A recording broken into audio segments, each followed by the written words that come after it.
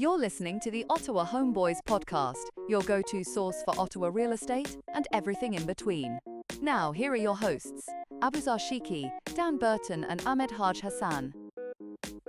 This podcast is about the real estate market in Ottawa and housing advice. But the advice may not apply to your situation. Contact the Homeboys or any licensed real estate professional for specific recommendations before you make decisions about your real estate needs. Welcome to another episode of Ottawa Homeboys. I'm Aboozar Sheikhi. I got my partner in crime, Burton. Dan Nice Burton. to be here. Thanks for having me on, Absolutely. Aboozar. No. We're all part of it. Ahmad couldn't be with us, unfortunately. So, hopefully we'll see him in the weeks to come. Definitely. We're doing condos, yeah?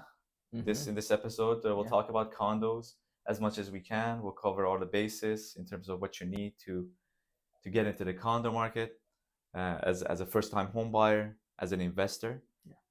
And first off, we'll just see how we did this week.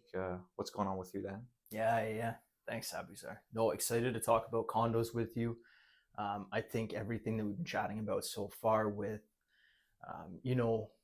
educating buyers on the process, evaluating sort of whether renting versus owning makes more sense. Condos is the next logical step, right? You often see them as an entry price point to home ownership. So can't wait to dive into that with you. The week has been fairly interesting for me. I've been helping out with some agents that are on vacation, covering for their listings when they're gone, and conditionally sold both of them.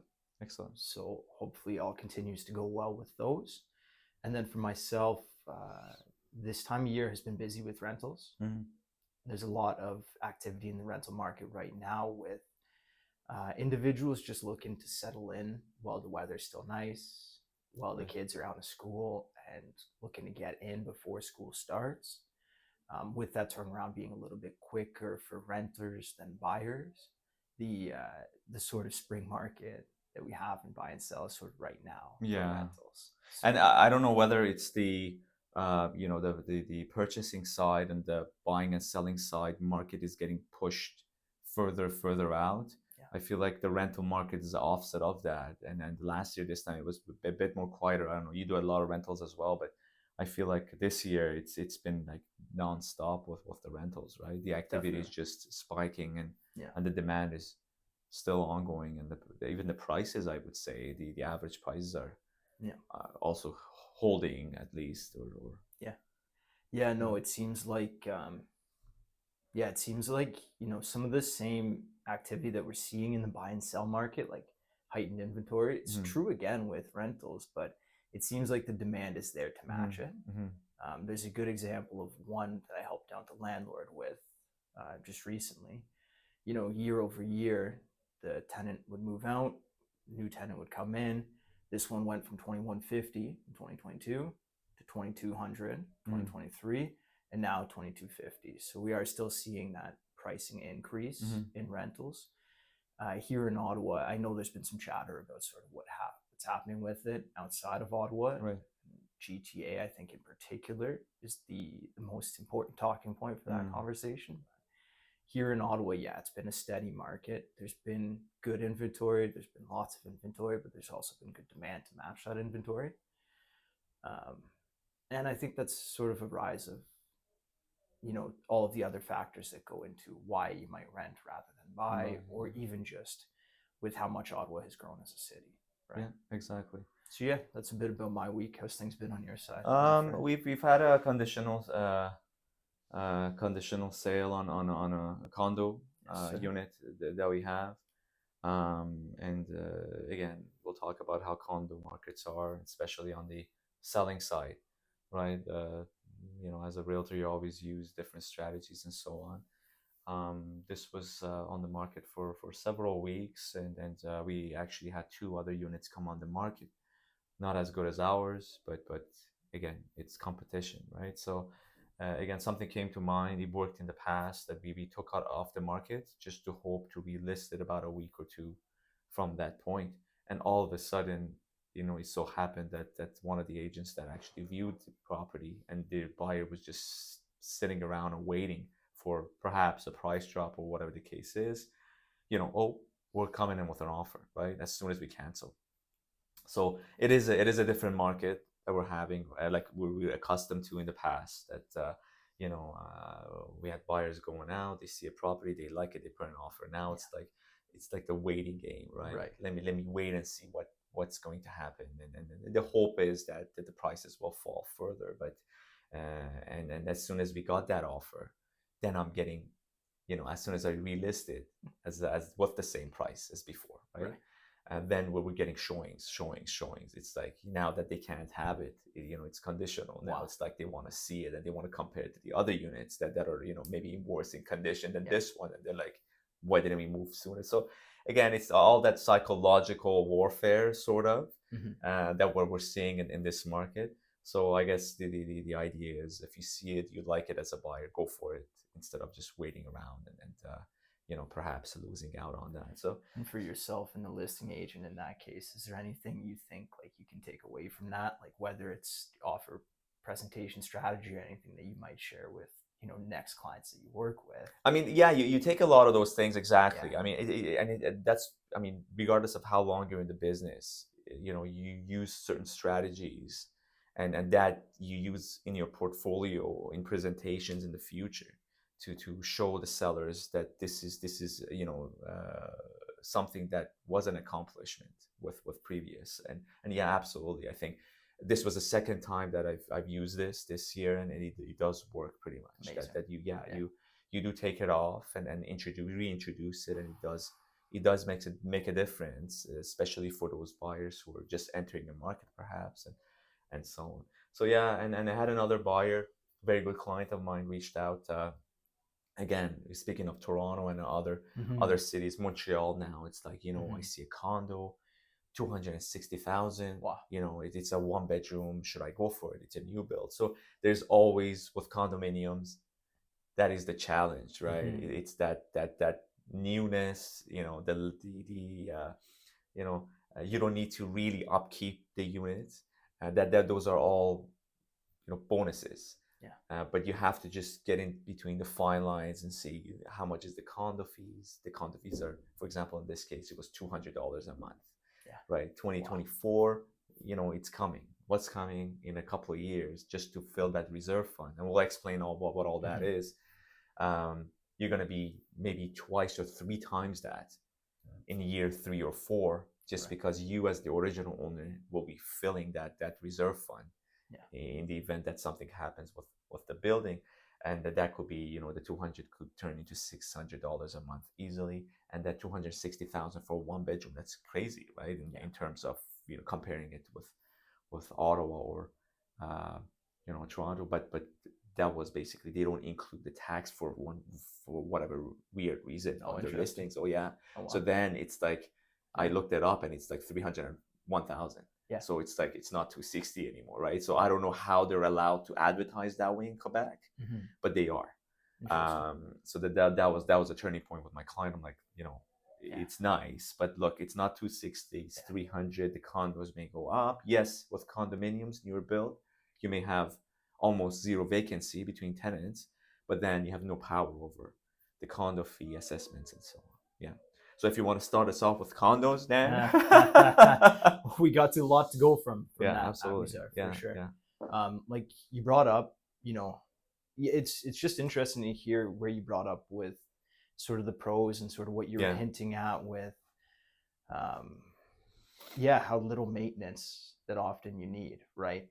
And I mean, if we even want to take a step back, I think it'd be nice to even talk about what condos are first. Yeah. Because when we talk about maintenance, my mind goes to the condo apartment. Yeah. And my mind goes to, well, of course, we're not going to necessarily get up there and fix the roof ourselves. Or, of course, we're not going to necessarily fix the windows ourselves because, how could you be expected to get up to the top of an 11th-story building and go and relay the roof? Whereas a homeowner that has, an asphalt shingle roof may be able to get somebody in and do it, even maybe do it themselves, right? But no, taking a step back with condos, there's so many different varieties that I think it's important to draw attention to what exactly they are.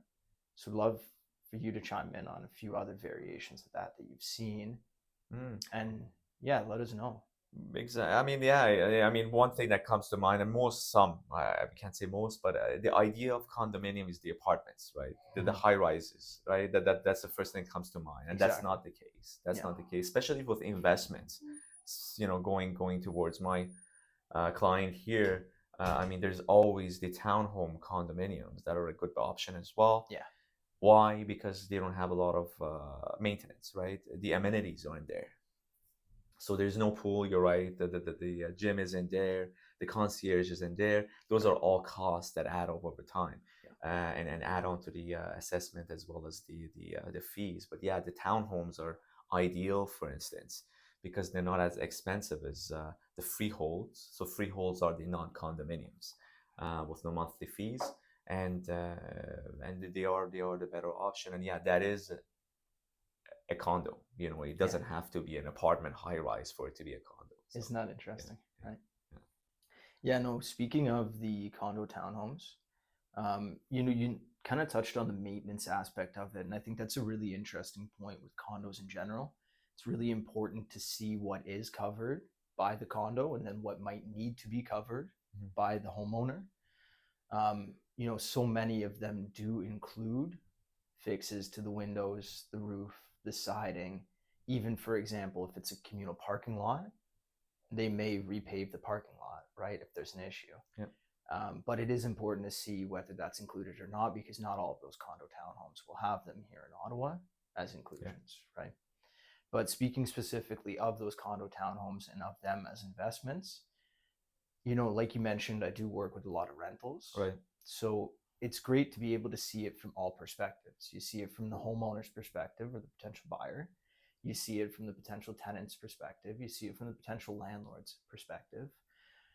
What I really like about those as an investment, it feels like it fits a lot of the pieces, is that they're actually livable units, right? How often do we work with people that are looking for a space of their own and, they want size, right? Yeah. If it's a family, they're not going to necessarily want to be in a 900 or less square foot home for that long. I think we're used to a lot of features here that those condo townhomes can give you.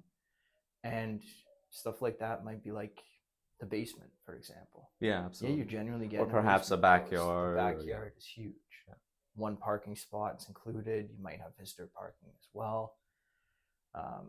It's a whole different lifestyle. It's a whole, privacy could be another factor, right?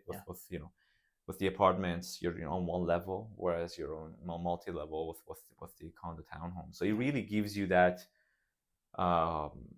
standard home feel and the requirements of that the freeholds do. Yet perhaps there may be the future, right? Because of affordability and so on. Yeah. I think the condominium townhomes are really an ideal option for especially first-time home buyers who are trying to get into the market. So yeah. And then if you look at it from a landlord's perspective, or even if we go back to like what we want to cover today specifically, where if you're considering purchasing a condo as an investment, like what would you look at for those condo townhomes if you're working on behalf of the purchaser, who would then be the landlord? So it's always the coverage, right? You have to make sure what's covered. Typically, the exterior of the exterior shell of the building is covered by the condominium corporation. So the fees that you're paying monthly, the condo fees, a small portion of that will go towards maybe 8 to 10% of it will go into a reserve fund. They will keep that fund, build it up over time, so that in case there's any issues, they spend on the condo units. And that's it. What is covered? Are the windows covered? Is the roof covered? And the main road, right? The shared road, which is commonly it's a private. When it's called a private, then you know that the city doesn't service that, and the asphalt and everything else falls on the snow removal falls on the condo corporation. So basically, all those considered, and then you go into if it's a couple of years old, then it's the management of that reserve fund, right? They do 2-year studies, and based on those 2-year studies, which is recorded in the status certificate documents of the condominium, they will basically jot down what's to come in the next 2 years plans for any upgrades or updates of that complex. And that's basically a deciding factor on value with condominiums, right? You might have a townhome where the condo fees are $250 per se. You might have the same concept a kilometer away, $550. Yeah. So what's the difference? Is it the material? Not necessarily. It's just the way the money was managed, and that's key for a purchaser and an investor, because at the end of the day, they have to balance their sheets, right? Yeah. $300 a month, surplus on a condo fee will be huge for an investor, as well as a home buyer, too. Yeah, when we get into the conversation of how well has that condominium been managed, right, it is important to look at those condo fees, and I think it's equally important to see, has there been any major spikes over time? For sure. Because it can be common to see those high condo fees and say, hey, this has been a poorly managed, right, condominium. But I think the history of that's important as well too, because you don't necessarily want the lowest one where they've never had any of the increases, right? And then, for example, you get the status certificate and you see that there's basically no reserve fund, and that may be coming up, and that you may now have to foot the bill, even though you thought it was. That's it. So the age of the unit, it's a huge, right? Like, so, typically if they're within the 5 to 7 year range, you're maybe more safer than if you're into the 10 to 15 year range with no escalation in the condo fee. And you get a schedule, right? Annually, they send out the condominium corporation, they send out a schedule where each unit, the percentage of appreciation in condo fees, typically you're looking at about 2%. 2 to 4% is a healthy increase. If you see 2 for the past 10, 15 years, expect something, right? I mean, nothing drastic in the townhome condos compared to the apartment style. But still, it's something, as you said, to keep an eye on. So the age of the complex is huge on. It is also interesting that you just touched on it. You read my mind what I was going to say, Aboozar, with, look at what's actually included in the condo amenities, for sure, right? It's nice to have the balconies. Do you need to have them? There's a condo apartment in this case that I had checked out years ago at this point in Orleans. 40 unit building, half the balconies turned out they weren't built well. And now you're looking at a special assessment that will be in the millions to go back and fix all of it, right? It's a significant chunk. It is, and that's it. So, and the idea is that, okay, I've been contributing, we have $5 million in the reserve fund, that's enough. They're only saying it's $3 million to fix this issue, but that's the catch here. Is that they will not deplete, they will not zero out the reserve fund for you. They'll take a portion of that, and the rest of the owed amount will fall. The onus is on each unit owner, right? So it could be, divided into 2, 3, 4 years for you to make those payments. But essentially, that figure that you mentioned could be somewhere maybe $5,000, $10,000, $15,000 per se. Per year, so that's not, it's a significant amount when it comes to that. So and no, they will not empty out the reserve fund just because something else, because they have to be cautious to foresee any issues in the near future. So it sounds like some of the big points that we would look for if we were looking at a condo as an investment purchase are what amenities are on site, correct, and how much we've paid for those over the years, and what kind of condition they're in. Age of the unit, right? What the condo fees are, and how the status certificate shows how well the unit has been managed. So with all those considerations, when would you recommend a condo as a purchase, as an investment? I mean, it all goes back to the budget, right? The budget dictates. If for example, we cannot, realistically find something for the investor or buyer within their, affordability, then condos are the best option. They will not, and that's a fact, they will not have as much appreciation as freeholds, but they're a good option. And again, we emphasize on the townhome condos for a reason. Is that they're like a hybrid, or they're in between the worlds, right? they will have better appreciation than the apartment style, and they're more affordable than the freehold. So it's pretty much perhaps the best option to go for. Yeah. Are you familiar with the buy, renovate, refinance, rent and repeat strategy? Yeah, absolutely. I mean that's always exactly something like that. I think is what would be perfect for a for condo sure. townhome, For because sure. you see, there's been so many of those listings I've seen even just this year that you could pick up something within the Ottawa core and suburbs. You know, we're talking Orleans, Barhaven, Canada, absolutely in the 300s. And even, you know, depending on the shape of it, in the 200s. Yeah. I've seen some of them go as low as 210 this year. Yeah. I mean, get in there, fix it up, take your cash out, and then rent it. Right? Absolutely. And the rents on those things are pretty strong. Yeah, I was just going to say the ratio of a rent you will get, although yes, you do have the condo. I understand that you have the condo fee as a landlord and investor to pay, but still the rent ratio you're getting based on the purchase price, it's almost the same as a freehold. So you may get a townhome at $450, a condominium town, and you will get the same amount of rent as you would have if you purchased the freehold at 600 or 650,000. That's a huge. And then how do the property taxes compare from the condo town to the freehold town? Lower. They're typically much lower. So they are lower. So really the condo fee you're paying will offset that lower tax amount. So you're really almost the same in terms of costs, rather than your retail, the rent you're collecting based on your purchase prices, it's much higher. So it's pretty much a good option to go with. Yeah. I think what's also neat about these condo towns is some of the areas of Ottawa that they're in, right? Absolutely. Yeah. There's some that I've been in personally that are on, you know, they're absolutely within walking distance of Carleton University, for example. Yeah. Hey, Carleton University is going to be a long-term draw. That's the Carleton Heights or whatever complex. Yeah, exactly. Yeah. Those are good ones. Yeah. No, so that's, I mean, if you're thinking like a landlord here, right? You know, who are you going to rent the unit to? Yeah. What is in the area that would serve as a reason for somebody coming to your unit rather than another one? Yeah. I mean, look at big pieces of Ottawa like that. Yeah.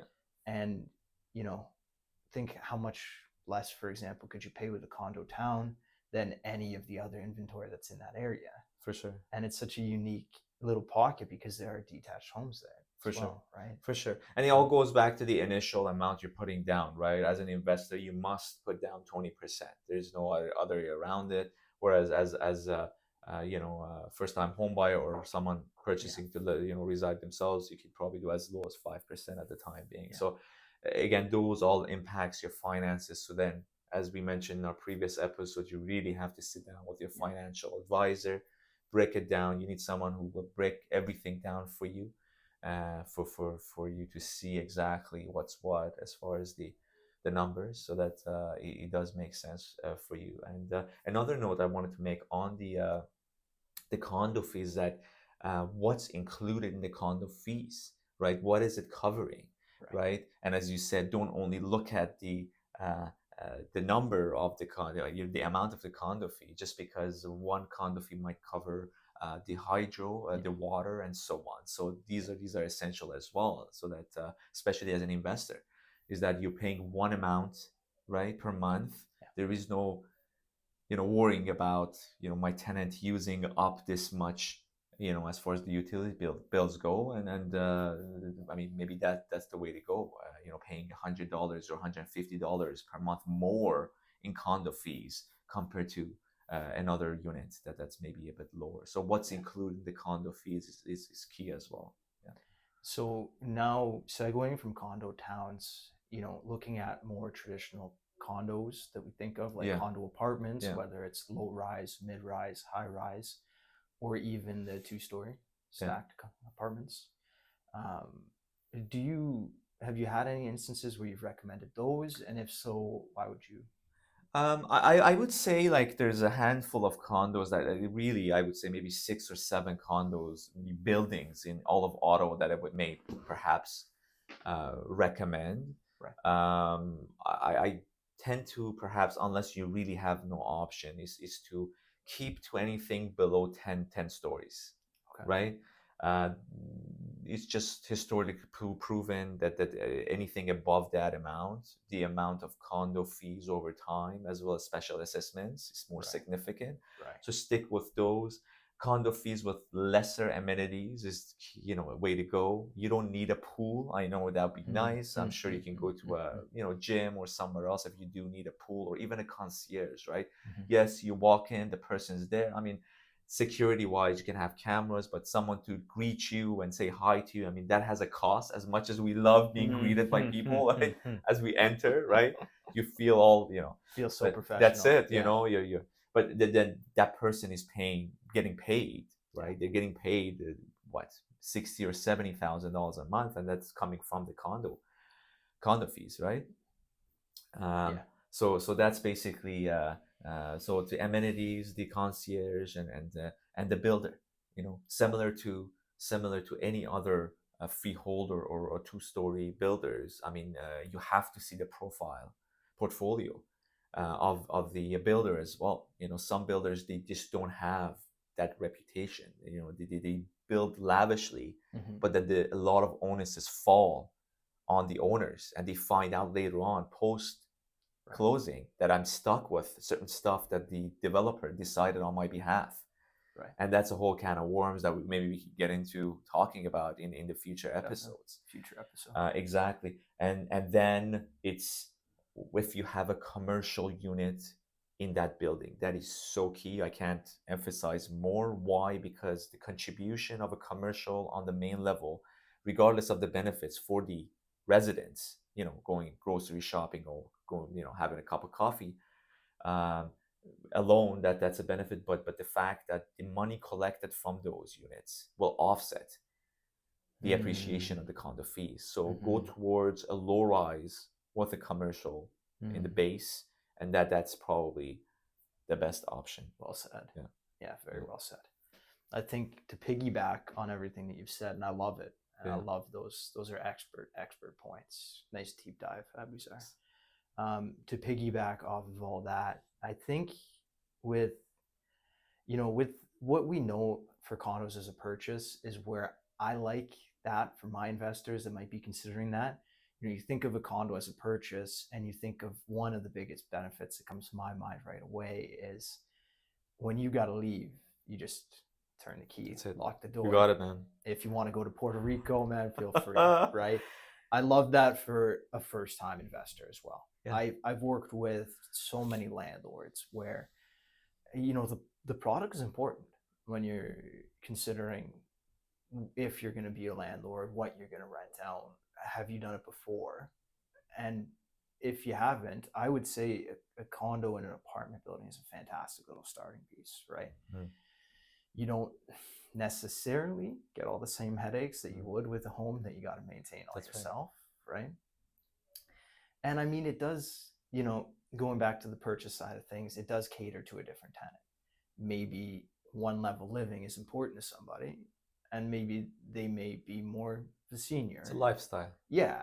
And, with that, maybe they're more used to owning a home, or maybe they owned a home in the past, or been a renter for a little while, but they don't necessarily want the disruption of a landlord coming in, and maybe they'll just change the light bulb themselves rather than calling you. Right. Exactly.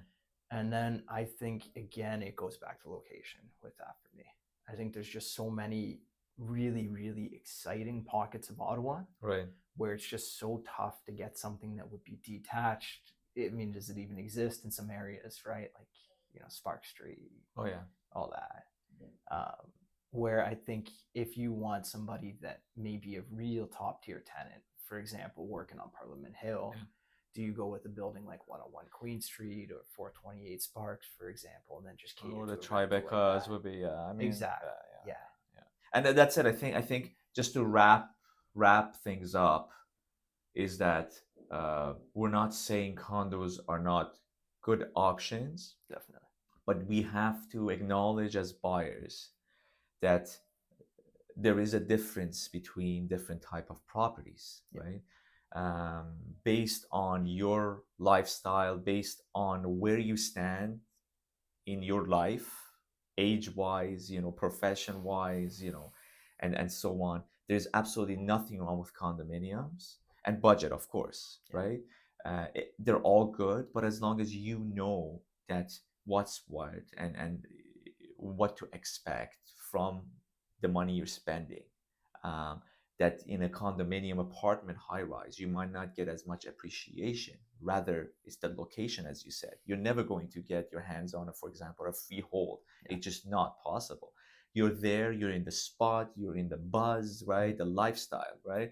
And it will appreciate over time, absolutely. And you have other benefits, as you mentioned, the view, and not shoveling snow out of your driveway, man. It's like you're nice and toasty. You just take the elevator. I had that lifestyle, man, before my kids, Man. So you just click that button, you go down in the basement, nice and warm. Your car is warm, no snow to, scrape off in that minus 30 degrees. You get in there and you get out and you wonder why people are whining about winter, So there's always that benefit, but there's all these little elements that add on to for you to decide what's best for you, and to come and say, why isn't my condo appreciating as much as a freehold townhome? Right. That's something that initially, had you sat down and broke it down for yourself as to what your expectation should be, you're like, listen, this is the lifestyle I had, I enjoyed it this much, it's appreciating as well as certain percentage, not as much as the freeholds, but there's always a trade-off. And that's my And I think one of the most important things you can do with that is just get in touch with your agent Absolutely. early in the process. That's it. Explain to them where you are, what you want, who you would want to even rent the unit to.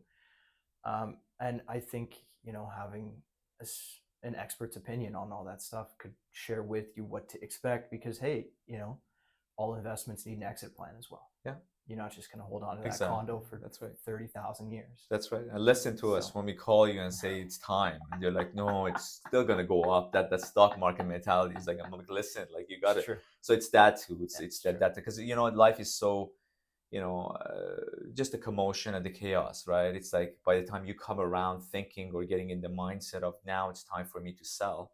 I had another client who reached out to me and they're like, like, we're in a condo now, 2 small kids. All of a sudden it's getting chaotic. Now I need to move, right? So again, the timing is good for them just because of the market, more inventory, right? But had it not been, when you come to a conclusion when, perhaps there is no other option, it is what it is, right?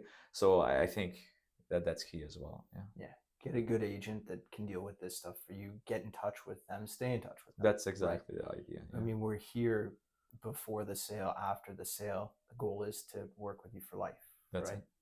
That's it. So that's no, good chat with you on that. Absolutely. This Aboozar, did you have anything else? No, it was a great episode. And yeah.